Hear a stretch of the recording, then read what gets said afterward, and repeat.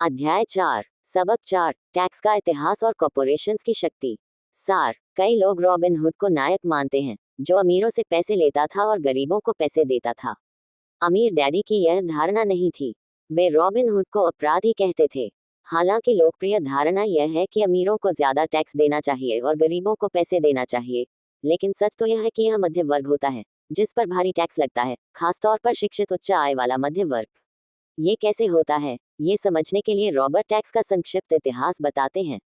England और America में मूलतः कोई टैक्स नहीं था, केवल युद्ध जैसी चीजों के लिए कभी कभार अस्थायी टैक्स वसूल किया जाता था। 1874 में इंग्लैंड ने अपने नागरिकों पर स्थायी इनकम टैक्स लगा दिया। अमेरिका में वह भूमि जहां चाय पर टैक्स की वजह से बोस्टन टी पार्टी प्रतिरोध हुआ था और क्रांतिकारी युद्ध को चिंगारी मिली थी, वहां 1913 में 16वें संशोधन की बदौलत इनकम टैक्स स्थायी बन गया। बहुसंख्यक लोग इन आदेशों के पक्ष में इसलिए थे क्योंकि टैक्स शुरू में केवल अमीरों के खिलाफ लगाए गए थे, लेकिन फिर हालात बदल गए। हालांकि इनकम टैक्स का उद्देश्य अमीरों को दंड देना था, लेकिन अंततः यह उन्हीं लोगों को दंडित करने लगा जिन्होंने इसकी पैरवी की थी, गरीब और मध्य वर्ग। अमीर डैडी ने समझाया कि वे और गरीब डैडी विपरीत ध्रुवों की तरह थे। गरीब डैडी सरकारी कर्मचारी थे और अगर वे अपने आवंटन को खर्च करते थे और लोगों को नियुक्त करके अपने संगठन को ज्यादा बड़ा बनाते थे, तो उन्हें पुरस्कार दिया जाता था। लेकिन अमीर डैडी जितने कम लोगों को नौकरी पर रखते थे और जितना कम पैसा खर्च करते थे, उनके निवेशक उनका उतना ही ज्यादा सम्मान करते थे। और जब सरकार फैलती है, तो इसके समर्थन के लिए आवश्यक टैक्स डॉलरों की राशि भी बढ़ जाती है। गरीब डैडी को सचमुच यह विश्वास था कि सरकार को लोगों की मदद करनी चाहिए। उन्होंने और रॉबर्ट की मां ने पीस कॉप में काम करते हुए मलेशिया, थाईलैंड और फिलीपींस जाने वाले स्वयंसेवकों को प्रशिक्षित किया था। ज्यादा लोगों को नियुक्त करने के लिए वे हमेशा ज्यादा अनुदान और बजट की मांग करते रहते थे।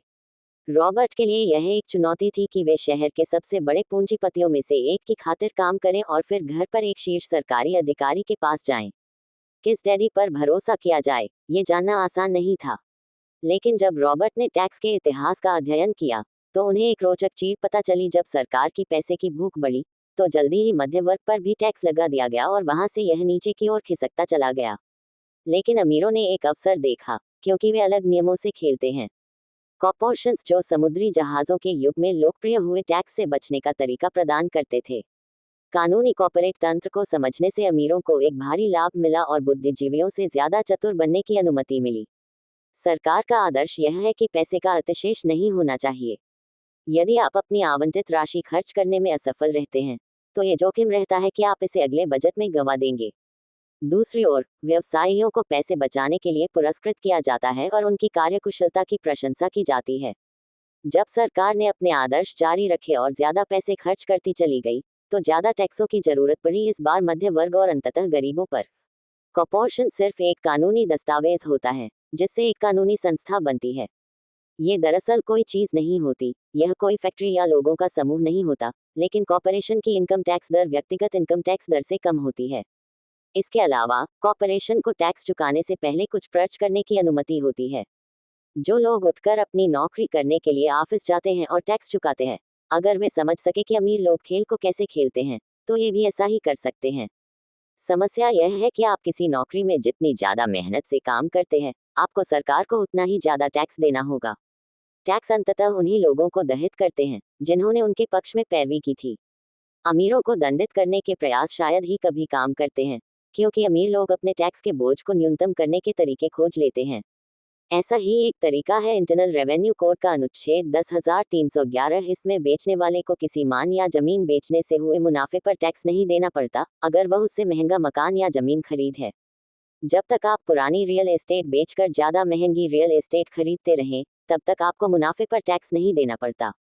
जो लोग कानून द्वारा दी जाने वाली इन टैक्स बचतों का लाभ नहीं लेते हैं, वे अपनी संपत्ति वाले कॉलम को मजबूत करने का बहुत बड़ा मौका गंवा रहे हैं। जब अमीर डैडी रॉबर्ट को मार्गदर्शन दे रहे थे, तो उन वर्षों में वे उन्हें ये सिखाने की कोशिश कर रहे थे कि ज्ञान ही शक्ति है, और पैसे के साथ वह भारी शक्ति आती है जिसे बनाए रखने और कई गुना करने के लिए सही ज्ञान की जरूरत होती है। इस ज्ञान के बिना संसार आपको चारों ओर धकाता रहता है।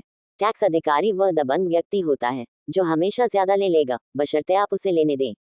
अपने पैसे से अपनी खातिर काम कराकर उसे ऐसा ना करने दें। चतुर टैक्स परामर्शदाता और वकीलों की फीस चुकाने से फायदा होता है, क्योंकि यह सरकार को टैक्स देने से ज्यादा सस्ता पड़ता है। कानून ना जानना महंगा पड़ता है। लगभग 25 साल के आसपास जब वे मरीन कॉर्प से बाहर निकले और जेरोक्स के लिए काम कर रहे थे, तब रॉबर्ट निराश हुए कि उनके वेतन से कितना ज्यादा टैक्स कट जाता है। इससे वे 1974 में अपना पहला कॉर्पोरेशन बनाने के लिए प्रेरित हुए। इससे वे रियल एस्टेट में निवेश करने की खातिर अधिकाधिक पैसा इकट्ठा करने की फिराक में अपने दिन की नौकरी में ज्यादा कड़ी मेहनत करने के लिए भी प्रोत्साहित हुए। वे जेरोक्स के शीर्ष सेल्स पीपल में से एक बन गए। 3 साल से भी कम समय में वे अपने रियल एस्टेट होल्डिंग कॉर्पोरेशन से इतना कमा रहे थे जितना जेरोक्स में काम करके नहीं कमा रहे थे। उनकी कंपनी ने उनके लिए उनकी पहली पोस्टकार्ड खरीदी, जो इस बात का प्रमाण थी कि योजना काम कर रही थी। उन्होंने अमीर डैडी से जो सबक सीखे थे, उनकी बदौलत वे कम उम्र में ही चूहा दौड़ से बाहर निकलने में कामयाब हुए और वे यही करने में दूसरों की भी मदद करना चाहते हैं। फाइनेंशियल आईक्यू या वित्तीय बुद्धि से ही यह संभव होता है। ये 4 चीजों से बनती है: अकाउंटिंग, वित्तीय साक्षरता या संख्याओं को पढ़ने की योग्यता और किसी व्यवसाय की शक्तियों तथा कमजोरियों का आकलन करने की योग्यता, निवेश, पैसे से पैसे बनाने का विज्ञान और रणनीतियां, बाजारों को समझना, मांग और पूर्ति का विज्ञान तथा बाजार की परिस्थितियां और कानून, टैक्स लाभ तथा सुरक्षाएं। दीर्घकालीन दौलत के संदर्भ में इन कानूनी लाभों को समझना अनिवार्य है। मिसाल के तौर पर, कॉर्पोरेशन टैक्स चुकाने से पहले कुछ खर्च कर सकता है, जबकि कर्मचारी पर पहले टैक्स लगता है और फिर यह बचे हुए पैसों से खर्च करता है। कॉर्पोरेशन के लिए हवाई में बोर्ड मीटिंग, कार का भुगतान और बीमा तथा हेल्थ क्लब सदस्यताएं टैक्स से पहले के खर्चों में शामिल हो सकती हैं। कॉर्पोरेशन मुकदमों से भी कानूनी सुरक्षा प्रदान करते हैं। जब कोई किसी दौलतमंद व्यक्ति पर दावा ठोकता है, तो उन्हें अक्सर कानूनी संरक्षण की कई परतें मिलती हैं और अक्सर यह पता चलता है कि वह दौलतमंद व्यक्ति दरअसल किसी चीज का स्वामी नहीं है। वे हर चीज को नियंत्रित करते हैं, लेकिन किसी चीज के स्वामी नहीं होते। जो लोग वैध संपत्तियों के स्वामी हैं, रॉबर्ट उनसे कॉर्पोरेशनों के लाभों तथा सुरक्षाओं के बारे में ज्यादा पता लगाने का आग्रह करते हैं। गैरेट सटन की पुस्तकें सहायता कर सकती हैं। सारांश में, कॉर्पोरेशन वाले बिजनेस मालिक: नंबर 1, कमाते हैं। नंबर 2, खर्च करते हैं। नंबर 3, टैक्स चुकाते हैं। वे कर्मचारी जो कॉर्पोरेशनों के लिए काम करते हैं। नंबर 1, कमाते हैं। नंबर 2, टैक्स चुकाते हैं। नंबर 3, खर्च करते हैं। बाएं गोलार्ध का पल: अकाउंटिंग, वित्तीय साक्षरता या संख्याएं पढ़ने की योग्यता है। यह एक अत्यंत महत्वपूर्ण योग्यता है अगर आप एक साम्राज्य बनाना चाहते हैं। आप जितने ज्यादा पैसों के लिए जिम्मेदार होते हैं, उतनी ही ज्यादा सटीकता की आवश्यकता होती है, वरना मकान भरभरा कर गिर जाता है। दाएं गोलार्ध का पल: निवेश, पैसा पैसे को बनाता है, का विज्ञान है। इसमें रणनीतियों और फॉर्मूलों की जरूरत होती है, जो मस्तिष्क के सृजनात्मक हिस्से का इस्तेमाल करते हैं। अवचेतन पल: बाजारों को समझना, मांग और पूर्ति का विज्ञान है। आपको किसी निवेश के फंडामेंटल या आर्थिक पहलुओं के अलावा बाजार के तकनीकी पहलुओं को जानने की जरूरत है, जो भावना से संचालित होते हैं। रॉबर्ट क्या कह रहे थे? अब सोच विचार करने का समय है। खुद से पूछें, रॉबर्ट इस उद्धरण में क्या कह रहे हैं और वे ऐसा क्यों कहते हैं। इस खंड में आपको रॉबर्ट के साथ सहमत या असहमत होने की जरूरत नहीं है। लक्ष्य तो ये समझना है कि रॉबर्ट क्या कह रहे हैं। याद रखें, ये पाठ्यक्रम सहयोगी और समर्थक बनने के लिए तैयार किया गया है। 2 दिमाग एक से बेहतर होते हैं। अगर आप रॉबर्ट की कही बात को नहीं समझ पाते हैं, तो संकोच न करें। समझने में मदद मांगें। हर उद्धरण पर बातचीत करने का समय निकालें, जब तक कि आप इसे समझ ना लें। मेरे अमीर डैडी ने खेल को चतुराई से खेला और उन्होंने इसे कॉर्पोरेशनों के जरिए खेला। अमीरों का सबसे बड़ा रहस्य: वास्तविकता यह है कि अमीर लोगों पर टैक्स नहीं लगता है। ये तो मध्य वर्ग है, जो गरीबों के लिए भुगतान करता है, खासतौर पर शिक्षित उच्च आय वाला मध्य वर्ग। हर बार जब लोग अमीरों को दंडित करने की कोशिश करते हैं, तो अमीर चुपचाप नहीं मान जाते। वे प्रतिक्रिया करते हैं। उनके पास परिस्थितियों को बदलने के लिए पैसा, शक्ति और इरादा होता है। वे वहां पर चुपचाप बैठकर स्वेच्छा से ज्यादा टैक्स का भुगतान नहीं करते हैं।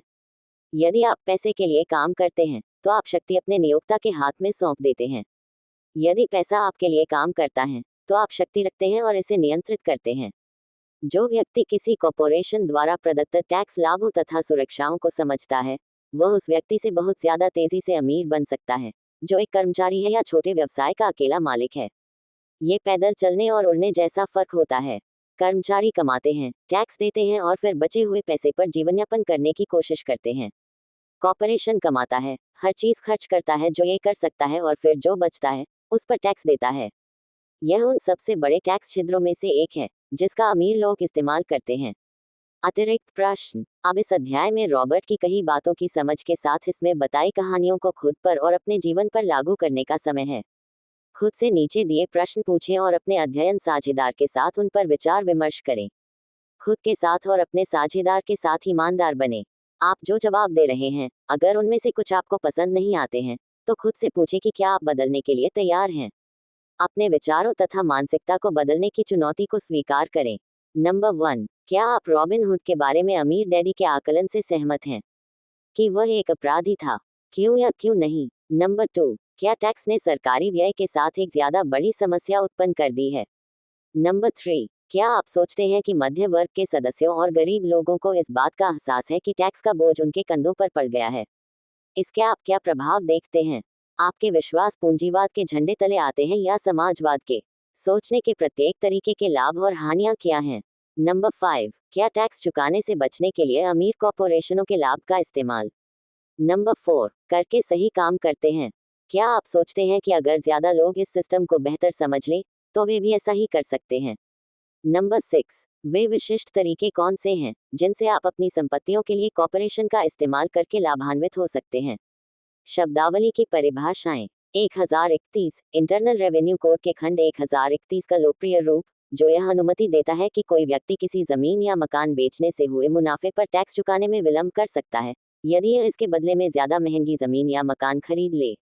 कॉरपोरेशन केवल एक कानूनी दस्तावेज जो बिना आत्मा के एक कानूनी शरीर बनाता है। यह कोई बड़ी इमारत या फैक्ट्री या लोगों का समूह नहीं होता। इसका इस्तेमाल करने से अमीर की दौलत सुरक्षित रहती है। वित्तीय आईक्यू, वित्तीय बुद्धि, जो वित्तीय शिक्षा के फलस्वरूप आती है। उच्च वित्तीय आईक्यू वाले लोग अमीर बनने के लिए दूसरे लोगों के पैसों का इस्तेमाल करना सीखते हैं। वित्तीय साक्षरता, फाइनेंशियल स्टेटमेंट पढ़ने और समझने की योग्यता, जिनसे आपको किसी व्यवसाय की शक्तियों और कमजोरियों को समझने की अनुमति मिलती है। Thank you everyone. वीडियो को लाइक और चैनल को सब्सक्राइब करना नहीं भूले। हम मिलते हैं नेक्स्ट वीडियो में। Thanks again.